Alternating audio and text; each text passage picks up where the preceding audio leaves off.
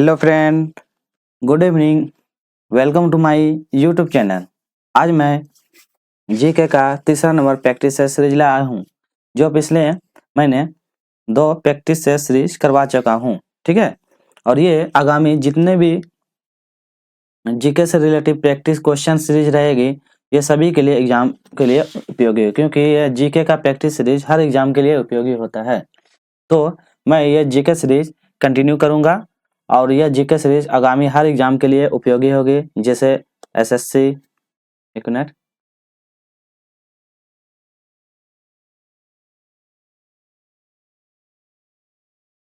आगामी हर एग्जाम के लिए उपयोगी होगी, जैसे एसएससी जीडी हो गया, एसएससी सीजीएल हो गया, जेएसएससी हो गया, जेपीएससी हो गया, और पीसीएस, एनटीपीसी, ग्रुप डी, और भी आगामी जितने भी एग्जाम में जीके से क्वेश्चन आते हैं, वो हर एग्जाम के लिए उपयोगी होगा। तो यदि आपको जीके का प्रैक्टिस से सीरीज चाहिए तो मेरे चैनल ये बलराम क्रिएटिव क्लास पे जुड़िए। आपको अच्छा से अच्छा कंटेंट देने का कोशिश कर रहा हूँ, और इस प्रैक्टिस सीरीज से आपका जीके बहुत ही ज़्यादा अच्छा इंप्रूव हो जाएगा। आप अपने कहीं से बुक से पढ़िए और यहाँ से आके जीके का प्रैक्टिस सीरीज करेगा। और पर प्रैक्टिस सीरीज में मैं 40 से 50 क्वेश्चन लाऊंगा हर प्रैक्टिस सीरीज में, वो हर टॉपिक वाइज रहेगा। ठीक है, तो चलिए ज़्यादा टाइम नहीं लेते, आज का पहला क्वेश्चन करते हैं। पहले इतिहास से लेते हैं, ठीक है ना। चलिए इंडियन हिस्ट्री से लेते हैं। पहला क्वेश्चन है, भारत का पहला गवर्नर जनरल कौन था? पहला ऑप्शन देखिए, लॉर्ड कर्जन था। Option number B, William Bentinck था। Option number C, Warren Hastings था। Option number D, lord Dalhousie था। चलिए बताइए। और हर प्रश्न के लिए मैं 4 से 5 सेकेंड का टाइम दूंगा आप लोग को, उसके बाद मैं इसका सही आंसर बताऊंगा। चलिए बताइए, तो पहला गवर्नर जनरल क्या था? चलिए देखते हैं answer. Option number C, Warren Hastings. कौन था? Warren Hastings, option number C. चलिए अगला चलते हैं।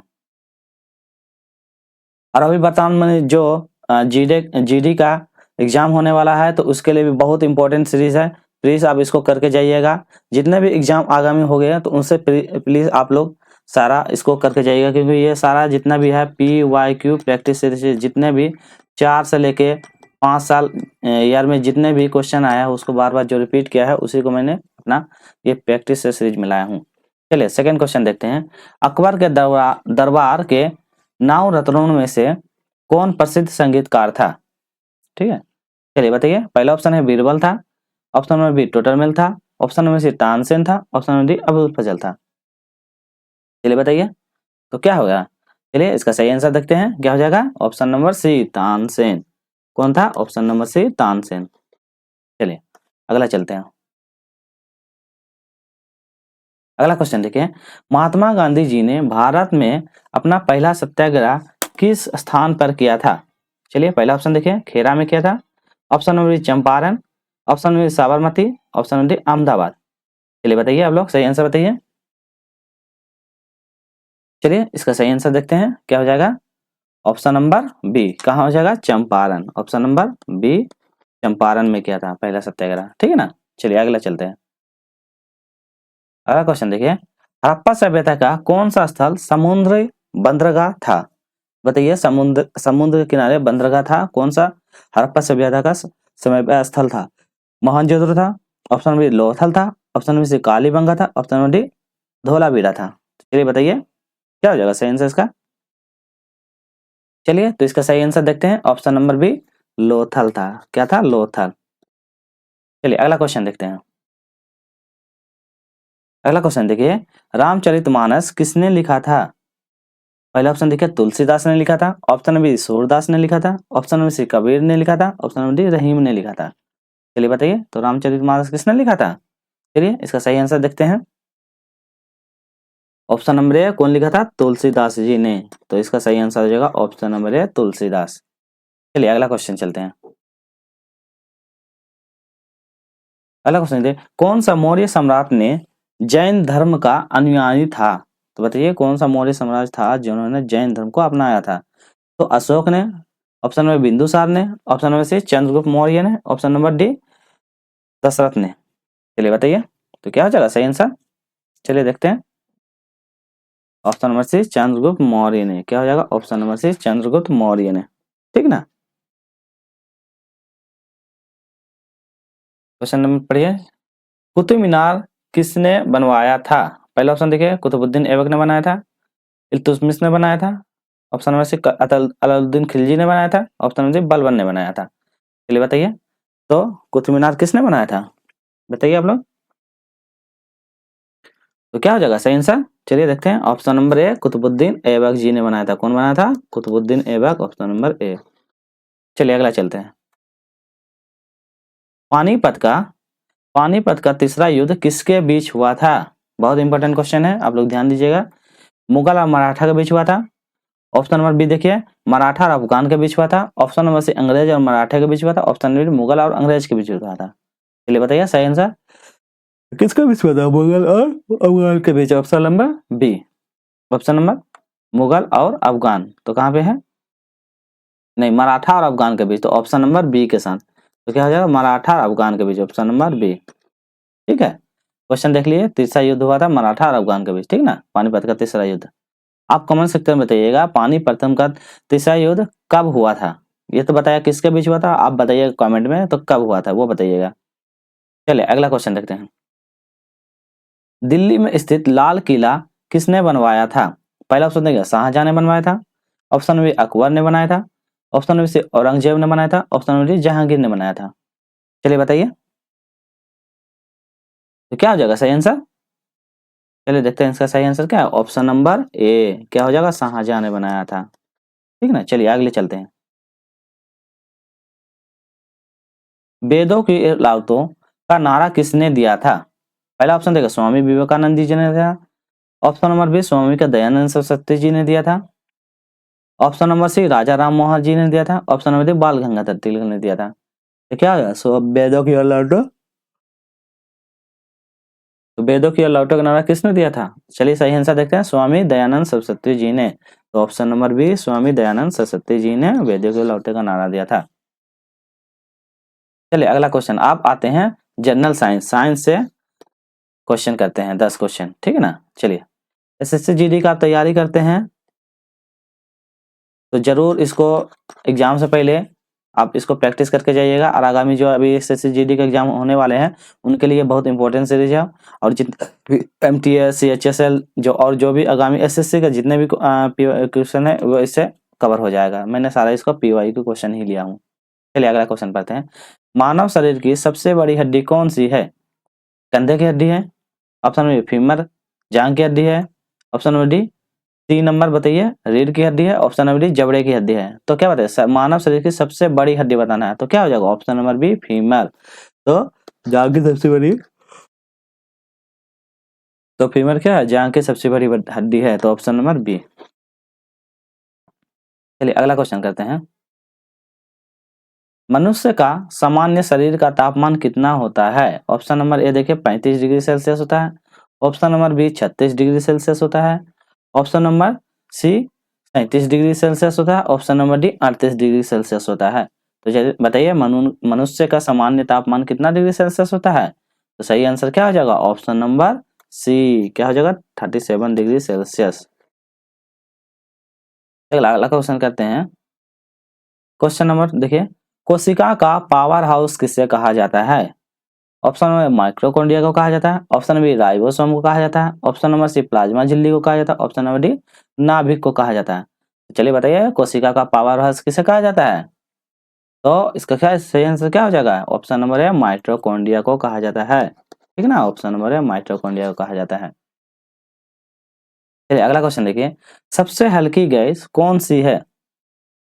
पहला ऑप्शन देखिए हीलियम गैस है, option number B hydrogen gas है, option number C nitrogen gas है, option number D oxygen gas है। चलिए बताइए तो सही गैस कौन सी है बताइए आप लोग। चलिए तो सही आंसर देखते हैं क्या है इसका। Option number B hydrogen gas है। तो सही आंसर क्या हो जाएगा option number B hydrogen gas है। और यदि आपको यह पीडीएफ चाहिए तो व्हाट्सएप हमको कीजिएगा इस नंबर पे 9955447856। यदि आपको पीडीएफ चाहिए तो इस नंबर पर व्हाट्सएप कीजिएगा। और वीडियो कैसा लग रहा है प्लीज लाइक शेयर और सब्सक्राइब जरूर कीजिएगा। चलिए अगला क्वेश्चन करते हैं। मनुष्य के शरीर में रक्त का रंग लाल क्यों होता है? पहला ऑप्शन देखिए ऑक्सीजन के कारण होता है, ऑप्शन में हीमोग्लोबिन के कारण होता है, ऑप्शन में सी प्लाज्मा के कारण, ऑप्शन में डी जल के कारण होता है। तो चलिए बताइए मनुष्य का शरीर का रक्त लाल क्यों होता है? तो क्या हो जाएगा सही answer? Option number B haemoglobin के कारण होता है। किसके कारण होता है? हीमोग्लोबिन के कारण मनुष्य का रक्त लाल होता है। तो ऑप्शन नंबर बी। चलिए अगला क्वेश्चन देखिए। जैव विविधता का सबसे बड़ा स्रोत कौन सा है? तो जैव विविधता का सबसे बड़ा स्रोत कौन सा है? पहला ऑप्शन है मनुष्य समुद्र है, ऑप्शन नंबर बी उष्णकटिबंधीय वर्षावन है, ऑप्शन नंबर सी रेगिस्तान है, ऑप्शन नंबर डी पर्वत है। तो बताइए जैव विविधता का सबसे बड़ा स्रोत कौन सा हो जाएगा? तो इसका क्या हो जाएगा सही आंसर? ऑप्शन नंबर बी उष्णकटिबंधीय। क्या हो जाएगा? उष्णकटिबंधीय। ठीक ना। चलिए अगला पढ़ते हैं, अगला क्वेश्चन देखते हैं। चलिए आवास सारणी के जनक किसे कहा जाता है? पहला ऑप्शन देखिए डॉल जॉन डाल्टन को कहा जाता है, ऑप्शन नंबर बी मैंडलीव को कहा जाता है, option number C Ernest Rutherford को कहा जाता है, ऑप्शन नंबर डी लिंस बोहर को कहा जाता है। तो आवास सारणी का जनक किसे कहा जाता है बताइए आप लोग? तो कौन हो जाएगा सही आंसर? चलिए देखते हैं सही आंसर क्या हो जाएगा। ऑप्शन नंबर बी मेंडलीव को कहा जाता है। ऑप्शन नंबर बी मेंडलीव को कहा जाता है। चलिए अगला क्वेश्चन देखें। मानव शरीर में रक्तचाप का सामान्य मान कितना होता है? पहला देखिए 80/120 mmHg होता है, ऑप्शन नंबर बी 100/140 mmHg होता है, ऑप्शन नंबर सी 70/100 mmHg होता है, ऑप्शन नंबर डी 90/110 mmG होता है। तो चलिए बताइए मनुष्य का रक्तचाप सामान्य कितना होता है? तो इसका सही आंसर क्या हो जाएगा? ऑप्शन नंबर ए 80/120। तो क्या हो जाएगा 80/120 ऑप्शन नंबर ए। चलिए अगला क्वेश्चन देखिए। प्रकाश किस प्रकार की ऊर्जा है? तो बताइए आप लोग प्रकाश किस प्रकार की ऊर्जा है? पहला ऑप्शन देखिए यांत्रिक ऊर्जा है, ऑप्शन नंबर बी रासायनिक ऊर्जा है, ऑप्शन नंबर सी विद्युतीय ऊर्जा है, ऑप्शन नंबर विद्युत चुंबकीय ऊर्जा है। तो प्रकाश किस प्रकार की ऊर्जा बताइए? विद्युत ऊर्जा है या विद्युत चुंबकीय ऊर्जा है या यांत्रिक ऊर्जा या रासायनिक ऊर्जा है? चलिए बताइए क्या हो जाएगा इसका सही आंसर? Option number D. क्या हो जाएगा? विद्युत चुंबकीय ऊर्जा है। प्रकाश एक प्रकार का विद्युत चुंबकीय ऊर्जा है। अगला क्वेश्चन देखिए। इलेक्ट्रॉन की खोज किसने की? पहला ऑप्शन देखिए थॉमसन ने की, ऑप्शन नंबर बी रदरफोर्ड ने की, ऑप्शन नंबर सी चैडविक ने की, ऑप्शन नंबर डी डाल्टन ने की। तो इलेक्ट्रॉन की खोज किसने की बताइए आप लोग? तो क्या हो जाएगा? चलिए तो इसका सही आंसर क्या होगा? थॉमसन ने की। तो इसका ट्रिक कैसे क्या है? ईट पर नाच इसका ट्रिक होता है आपको याद करने के। ठीक है तो इसका थोड़ा सा आप ये याद कर सकते हैं। जैसे इलेक्ट्रॉन तो क्या हो जाएगा इसका सही आंसर? थॉमसन। ठीक ना। तो से थॉमसन। तो इलेक्ट्रॉन की खोज थॉमसन ने की, प्रोटॉन का रदरफोर्ड और न्यूट्रॉन का चैडविक। तो याद कर लीजिएगा एट इलेक्ट्रॉन का थॉमसन, प्रोटॉन का रदरफोर्ड और न्यूट्रॉन का चैडविक। ठीक ना। तो इस प्रकार का आप लोग याद कर लीजिएगा। तो इसका सही आंसर क्या हो जाएगा? Option number D Thomson. ये ऑप्शन नंबर ए हो जाएगा थॉमसन। ठीक है। चलिए अगला क्वेश्चन करते हैं भूगोल से और करंट अफेयर से करते हैं। ठीक ना। चलिए अगला क्वेश्चन देखते हैं। कौन सा ग्रह सूर्य का सबसे निकट ग्रह है? सबसे सूर्य का निकटतम ग्रह बताना है। पहला ऑप्शन देखिए शुक्र है, ऑप्शन नंबर बी बुध है, ऑप्शन नंबर सी मंगल है, ऑप्शन नंबर डी बृहस्पति है। तो सूर्य का सबसे नजदीकतम ग्रह कौन सा हो जाएगा? तो सूर्य का नजदीकतम कौन है? पहला है बुध। पहला कौन है? ऑप्शन नंबर बी हो जाएगा बुध। ठीक ना। बुध। चलिए आप कमेंट में बताइएगा कि सूर्य से पृथ्वी की दूरी कितनी है? आप कमेंट में बताइएगा सूर्य से पृथ्वी की दूरी कितनी है। चलिए अगला क्वेश्चन करते हैं। भारत का सबसे बड़ा जलप्रपात कौन सा है? ऑप्शन नंबर ए देखिए जोग जलप्रपात, ऑप्शन नंबर बी दुग्ध सागर जलप्रपात, ऑप्शन नंबर सी कुट्टालम जलप्रपात, ऑप्शन नंबर डी शिमला जलप्रपात। भारत का सबसे बड़ा जलप्रपात कौन सा है बताइए आप लोग? तो क्या हो जाएगा सही आंसर ऑप्शन नंबर ए जोग जलप्रपात, ऑप्शन नंबर ए जोग जलप्रपात, ठीक ना। चलिए तो अगला देखिए, नर्मदा नदी कहाँ गिरती है। पहला ऑप्शन देखिए अरब सागर में जाके गिरती है, ऑप्शन नंबर बी बंगाल की खाड़ी में जाके गिरती है, ऑप्शन नंबर सी कच्छ और रण के ये में गिरती है, ऑप्शन नंबर डी मानसरोवर झील में जाके गिरती है। तो बताइए तो कहाँ जाके गिरती है नर्मदा नदी। तो क्या हो जाएगा इसका सही होता है, चलिए सही आंसर देखते हैं इसका, ऑप्शन नंबर ए अरब सागर की खाड़ी में जाकर गिरती है, ऑप्शन नंबर ए अरब सागर के खाड़ी में जाकर नर्मदा नदी गिरती है, ठीक ना। चलिए अगला क्वेश्चन करते हैं, कौन सा देश कंगारू की भूमिका के नाम से प्रसिद्ध है। चलिए पहला ऑप्शन देखिए न्यूजीलैंड है, ऑप्शन नंबर बी ऑस्ट्रेलिया है, ऑप्शन नंबर सी दक्षिण अफ्रीका है, ऑप्शन नंबर डी ब्राजील है। तो बताइए कंगारू के नाम से प्रसिद्ध कौन सा देश हो जाएगा। तो क्या हो जाएगा सही answer option number B Australia, क्या हो जाएगा ऑप्शन नंबर बी ऑस्ट्रेलिया। चलिए अगला क्वेश्चन करते हैं, पृथ्वी दिवस कब मनाया जाता है। पहला ऑप्शन देखिए 22 अप्रैल को मनाया जाता है, ऑप्शन नंबर बी 5 जून को मनाया जाता है, ऑप्शन नंबर सी 8 मार्च को मनाया जाता है, ऑप्शन नंबर डी 15 अगस्त को मनाया जाता है। तो पृथ्वी दिवस कब मनाया जाता है बताइए आप लोग। तो क्या आ जाएगा ऑप्शन नंबर बी हो जाएगा 5 जून को मनाया जाता है, 22 अप्रैल को मनाया जाता है, ऑप्शन नंबर ए पृथ्वी दिवस 22 अप्रैल को मनाया जाता है। तो क्या हो जाएगा सही आंसर ऑप्शन नंबर ए 22 अप्रैल को मनाया जाता है, ऑप्शन नंबर ए। चलिए अगला क्वेश्चन देखिए, हाल ही में भारत का पहला ग्रीन हाइड्रोजन प्लांट कहाँ शुरू हुआ था। चलिए बताइए, पहला ऑप्शन देखिए राजस्थान में हुआ था, ऑप्शन नंबर बी गुजरात में हुआ था, ऑप्शन नंबर सी असम में हुआ था, ऑप्शन नंबर डी तमिलनाडु में हुआ था। तो चलिए आप बताइए हाल ही में भारत का पहला ग्रीन हाइड्रोजन प्लांट कहाँ शुरू हुआ था। चलिए आंसर की ओर चलते हैं, क्या हो जाएगा सही answer option number C Assam में हुआ था, ठीक ना। तो ऑप्शन नंबर सी असम में हुआ था।